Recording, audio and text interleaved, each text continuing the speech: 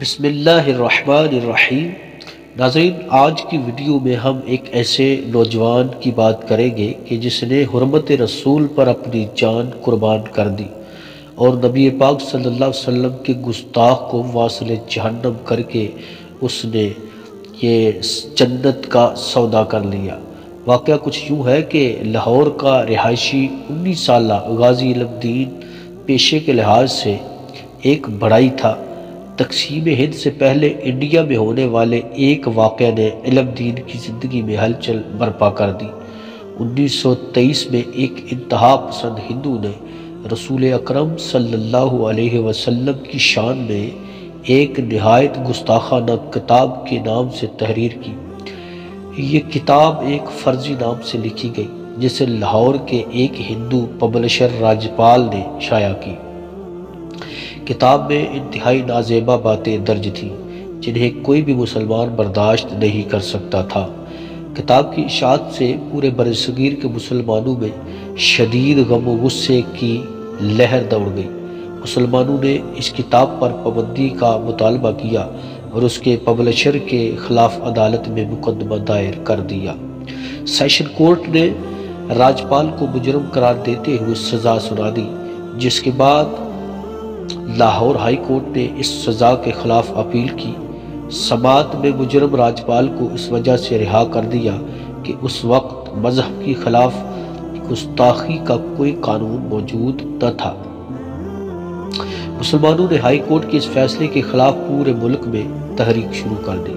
نوجوان علم دین اپنے دوست رشید کے ساتھ لاہور کی تاریخی وزیر خان مسجد کے سامنے اس ہجوم میں موجود تھا جو ہندو رائٹر راجپال کے خلاف نعرے لگا رہا تھا۔ جذبات کا ایک تلاطم تھا جو ہجوم کے نعروں کی گونج میں امڑ رہا تھا۔ امام مسجد نے انتہائی دردبری آواز میں کہا، مسلمانوں، شیطان راجپال نے اپنی کتاب میں ہمارے حضور اکرم صلی اللہ علیہ وسلم کی شان اقدس میں گستاخی کی ہے اور عدالتوں نے اسے بری کر دیا ہے، جس سے اسلام دشمنوں کی حوصلہ افزائی ہوئی ہے۔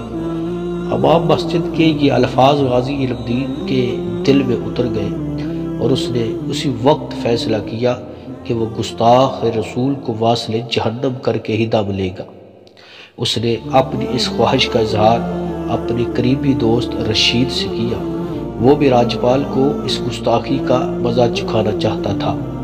دونوں دوستوں نے اس مسئلے پر 3 مرتبہ قرآن اندازی کی اور تینوں مرتبہ علم دین کا نام آیا۔ آخرکار رشید علم دین کے حق میں دستبردار ہو گیا۔ اللہ نے یہ سعادت شاید علم دین کے ہی نصیب میں لکھی تھی۔ 6 ستمبر 1929 کو علم دین بازار سے ایک چھری خرید کر سیدھا راجپال کی دکان کی طرف روانہ ہوا۔ راجپال ابھی دکان پر نہیں آیا تھا۔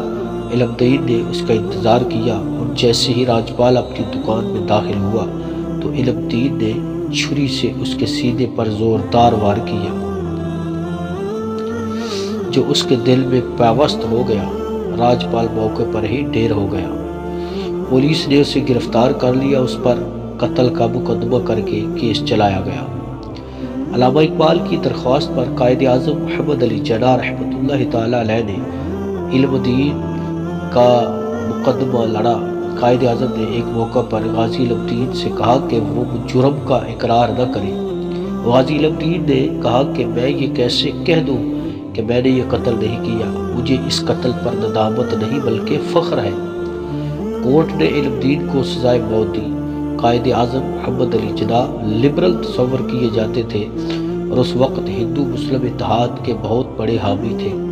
ہندو اخبارات نے ان پر کڑی تنقید کی، لیکن قائد اعظم نے اس تنقید کو رد کرتے ہوئے کہا، مسلمانوں کے لیے حضور اکرم صلی اللہ علیہ وسلم کی ذات مبارکہ ہر چیز سے بڑھ کر ہے۔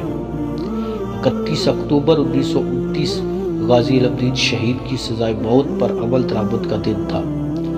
علم دین سے ان کی آخری خواہش پوچھی گئی تو انہوں نے کہا کہ مجھے صرف 2 رکعت نماز پڑھنے کی اجازت دی جائے۔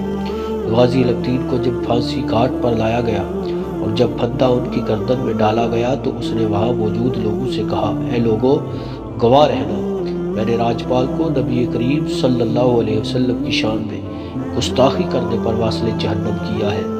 آج میں آپ سب کے سامنے کلمہ طیبہ کا ورد کر کے حرمت رسول صلی اللہ علیہ وسلم پر اپنی جان نشاور کر رہا ہوں۔ غازی علم دین شہید کو پھانسی کے بعد برطانوی حکومت نے ان کی میت بغیر نماز جنازہ جیل کے قبرستان میں دفنا دی، جس پر مسلمانوں نے شدید احتجاج کیا اور علامہ اقبال نے ایک مہم چلائی اور آخرکار انگریزوں کو یہ یقین دہانی کے بعد کہ لاہور میں تدفین کے موقع پر ہنگامی آرائی نہیں ہوگی، اس کی اجازت دے دی گئی۔ 15 دن بعد جب غازی علم دین شہید کی میت کو قبر سے نکالا گیا تو ان کا جسد خاکی پہلے دن کی طرح تر و تازہ تھا۔ علم دین شہید کے والد نے علامہ اقبال سے علم دین کی نماز جنازہ پڑھانے کی درخواست کی، جس پر علامہ اقبال نے ان سے کہا کہ وہ بہت گنہگار انسان ہے، اس لیے اتنے بڑے شہید کی نماز جنازہ وہ نہیں پڑھا سکتے۔ غازی علم دین شہید کی نماز جنازہ لاہور کی تاریخ کی سب سے بڑی نماز جنازہ تھی، جس میں لاکھوں لوگوں نے شرکت کی۔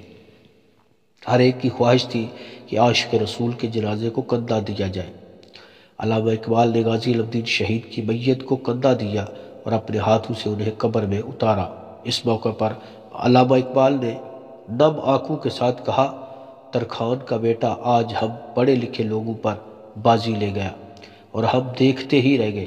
علم دین شہید کی پھانسی کے بعد ایسے حالات پیدا ہوئے جس کے بعد انگریزوں کو قوانین میں تبدیلی کرنا پڑی اور کسی بھی مذہب کی توہین کو جرم قرار دیا گیا، اور اس طرح ایک نوجوان کی قربانی قانون میں تبدیلی کا پیش خیمہ بنی۔ آزادی پاکستان کے بعد توہین رسالت کے قانون کو پاکستان پینل کوڈ کا حصہ بنایا گیا اور 1982 میں اس وقت کے صدر جنرل ضیاء الحق نے اس قانون میں ترمیم کرتے ہوئے قرآن کریم کی توہین کی سزا عمر قید، جبکہ حضور اکرم صلی اللہ علیہ وسلم کی توہین کی کم از کم سزا موت رکھی۔